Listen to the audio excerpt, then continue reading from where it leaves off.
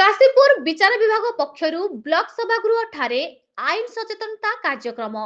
रायगढ़ जिला काशीपुर ब्लॉक प्रथम श्रेणी विचार विभाग अदालत तालुको आईन सेवा समिति आनुकूल्य रे निशामुक्त भारत और बाल्य विवाह उच्छेद भली प्रमुख दुई सामाजिक समस्या प्रसंग को उक्त जातीय युव दिवस पालन तथा आईन सचेतनता कार्यक्रम रे मुख्य आलोचनार प्रसंग भावे स्थान दिया जायथिला। कार्यक्रमटी काशीपुर पंचायत समिति कार्यालय स्थित सभागृह ठारे अनुष्ठित करा जायथिला।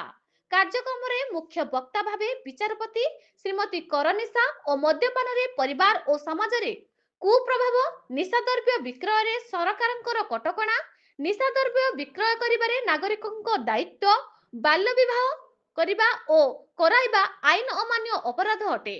एथिपाई केउ केउ प्रकार दंड विधान अछि एवं बाल्य विवाह केमिति रोका जाई पारिबो ता संबंध रे फुंकानुफुंक भावे वक्तव्य रखिथिले। एई परिप्रेक्षी रे उपस्थित जनसाधारणक सह दैनिक घटुथिबा समस्या विषय रे विचारपति श्रीमती कर सीधासळख आलोचना करिथिले। कार्यक्रम रे काशीपुर वकील संघ सभापति श्री कन्हैलाल जैन, रंजित कुमार वैद्य, वकील प्रेमानंद नायक, पीएलबी सदस्य पी देवेंद्र कुमार राव, अनिल कुमार जैन और काशीपुर विचार विभाग आईन सेवा समिति सदस्य माने उपस्थित रहिथिले। कार्यक्रम परिचालना सरकारी वकील रंजित कुमार वैद्य तुलाइथिले। रायगढ़ जिला प्रतिनिधि Biswanath Mandika report news Odisha TV.